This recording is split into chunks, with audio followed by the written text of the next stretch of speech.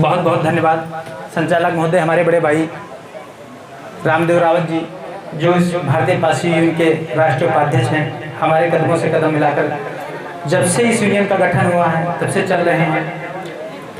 एक कहावत है, एक गीत है, हम रातों को ढूंढ कर जिनके लिए रोते हैं वो अपने मकानों में आराम से सोते हैं। आज 15-20 दिन से हमारी भारतीय पासी यूनियन की कमेटी, उसमें हमारे राष्ट्रीय मंत्री डॉक्टर आसाराम जी, डॉक्टर सरबजीत रावत जी जो कोषाध्यक्ष हैं, हमारे प्रधान सुंदर लाल जी, रामदयाल जी, रामकिशोर जी, रामचंद्र जी और बहुत सारे यश कुमार जी, बहुत से लोग हैं जो रात दिन आपको बुलाने के लिए एक किया है। आप सभी लोग बंधन के पात्र हैं। तो आज जिस तरह से पासी समाज धीरे धीरे अपने पुराने इतिहास को जानकर आगे बढ़ रहा है, आज मुझे बहुत खुशी है कि जो लोग हम काम कर रहे हैं 6 सालों से, वो काम हमारा सफलता की ओर धीरे धीरे नजर आ रहा है। अगर ये सफलता नहीं होती तो यहाँ 100, 200, 500 जो व्यक्ति आए हैं शायद नहीं आते। सबके दिल में दर्द है, सबके दिल में दर्द है कि हमारा इतना गहरा इतिहास 140 ईसा पूर्व से लेकर 140 ईसा पूर्व से लेकर तुम्हारे पूर्वज यहाँ भारत देश में राजा थे। राजा प्रसेनजित से लेके वीर विक्रमादित्य, हर्षवर्धन राजा और बहुत सारे जो दिल्ली पर भी शासन के त्रिलोकचंद पासी राजा। अरे आपके बाराबंकी में इतने राजा हैं, जैसे देवा चले जो महाराजा देवामाती पासी, बाराबंकी को बसाने वाले महाराजा जस पासी, जयपुर को बसाने वाले महाराजा सोहेल देव पासी, उसका सोहेलपुर नाम था, सिद्धौर को बसाने वाले महाराजा सिद्धू पासी, कुर्सी को बसाने वाला महाराजा केसरी पासी और आपका किंतूर महारानी किंतुमा पासी। जिस प्रकार से हमारे पुरुष इस देश को आजाद करने में सहभागिता निभाइए, उसी प्रकार से हमारे देश की महिलाएं, वीरांगनाएं, रानी सभी लोगों ने देश के लिए कुर्बानियां दी हैं, लड़ाई ली है। जब मसूद गाजी आया था उससे भी महारानी वीरांगना किंतुमा पासी जी की लड़ाई हुई थी। ऐसे आप कस्बा चोली चले जाइए, चोलिया पासी, अलियाबाद चले जाइए, आप जो अलियाबाद है आपका बाराबंकी में ही लगता है, जयपाल पासी, आगे चले रुदौली महाराजा रुद्रमल भट्ट पासी, और चले तो मवई राजा मकई पासी, इधर और चले इब्राहिमाबाद महाराजा बसरा पासी। अरे मैं गिनाते गिनाते थक जाऊंगा, समय भी नहीं रहेगा, इतने आपके पासी राजा थे। अन्य समाज से भी ज्यादा पासी राजा थे, लेकिन आप लोगों को आज जो श्रेणी में डाल दिया गया है, जिन लोगों ने आपका इतिहास नहीं बताया, तो हम लोगों ने बीड़ा उठाया है। हम चुनाव नहीं लड़ने आए हैं, हम राजनीति नहीं करने, हम आपसे वोट के बारे में नहीं कहेंगे कि आप कहां दीजिए, किंतु अपना इतिहास याद करें। जो कौम अपना इतिहास नहीं जानती है वो मरे के समान होती है,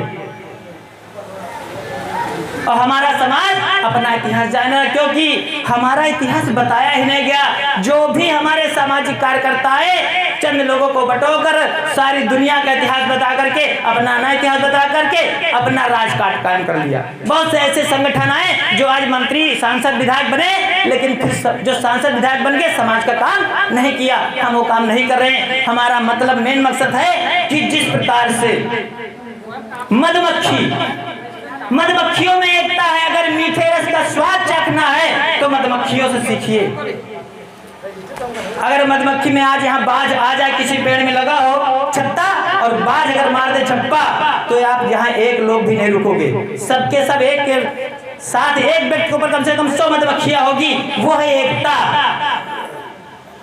अगर यहाँ शेर भिड़ा आ जाए तो सब लोहा भगा ले आओ, लेकिन मधुमक्खियों से आप खुद भागेंगे। तो ऐसी एकता बनाइए। हमारे भारतीय पासी यूनियन का निशान है मुट्ठी, बंद मुट्ठी। अगर ये उंगलियां अलग अलग हम करें तो कोई भी तोड़ सकता है, एक उंगली से हमारे चोट नहीं लगेगी। चारों उंगलियां बना दे इकट्ठा तो थप्पड़ बन जाता है और गाल लाल हो जाएगा। अगर वो एक इनको हम बांध दे तो मारेंगे, शायद दांत बाहर आ जाए। तो ऐसी एकता में बनिए। अन्य कौम, अन्य जातियां एकता में बंधी हुई हैं, आज उनका शोषण नहीं हो रहा है। जो कौम एकता में नहीं बंधी, आज उसी का शोषण हो रहा है। हम अपने भाई से ईर्ष्या करते हैं, अपने पिता से ईर्ष्या करते हैं, यही तो कमियां हैं। आज हमारी जो दशा हुई इसी के कारण हुई। मैं बताता हूँ महाराजा गंगा बख्श रावत का इतिहास। भारत देश में जब अंग्रेज आए और अंग्रेज जब लखनऊ तक पहुंचे, उसके बाद अवध प्रांत इधर लगता है लखनऊ से, इस पर कब्जा करने के लिए उन्होंने 1000 बार सोचा कि यहाँ कैसे कब्जा किया जाए और कौन सी कौम है जो हमें सामने आ जाती है और रोकती है। डलहौजी जो यहाँ का कप्तान सेना नायक था, डलहौजी ने स्लीमैन को इंग्लैंड से बुलाया, स्लीमैन को लगाया कि आप पूरे अवध प्रांत का भ्रमण करिए। स्लीमैन चन्हार से चल करके बाराबंकी, मतलब 1-1 किलो, स्लीमैन की मेरे पास डायरी है जो अंग्रेजी में लिखी हुई है, मैं बाहर से कुछ नहीं बोलता हूँ। स्लीमैन की डायरी है जो अंग्रेजी में लिखी हुई है। 1-1 किलोमीटर का उसने मिट्टी का भी परीक्षण किया, कहाँ की कितनी मिट्टी उपजाऊ है। चन्हेर से लेकर के बाराबंकी से इधर चलता, बहराइच, सीतापुर, गोंडा, रायबरेली, बनारस तक जाता, उधर से वापस आते हुए रायबरेली, हरदोई, इधर पूरे अवध प्रांत का वो भ्रमण करता है।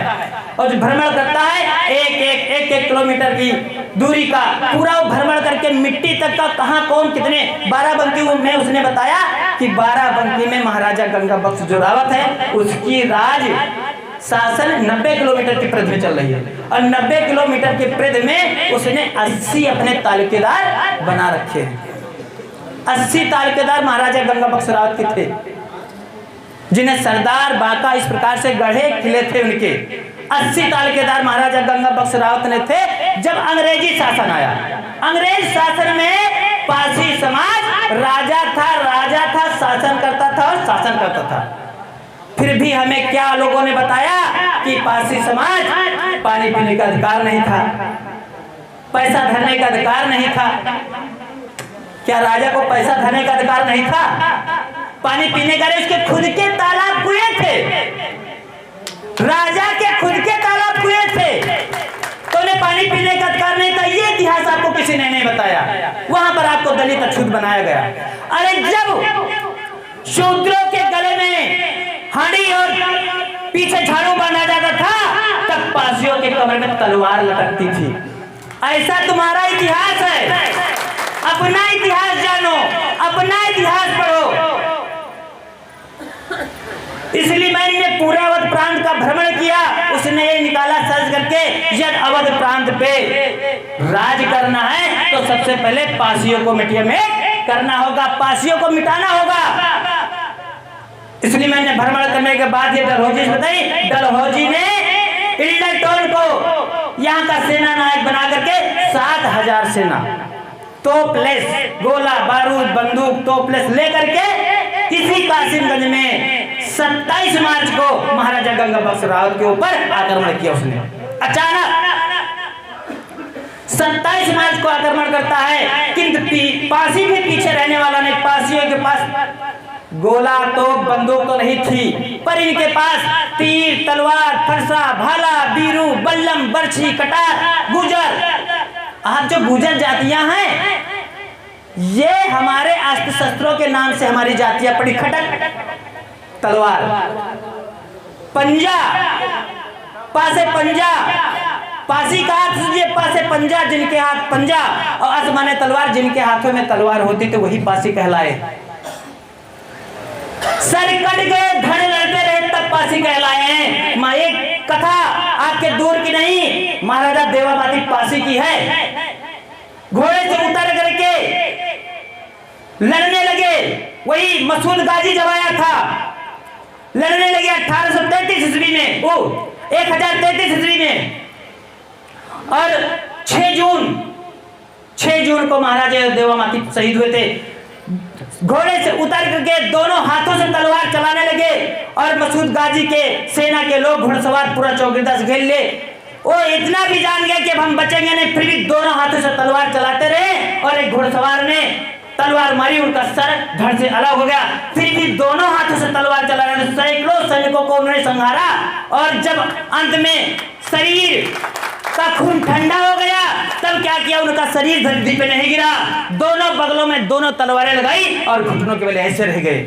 ऐसे महान शासकों शासनों के राजाओं की आप वंशज हैं और अपने आप को दलित, अछूत, हरिजन मानते हैं।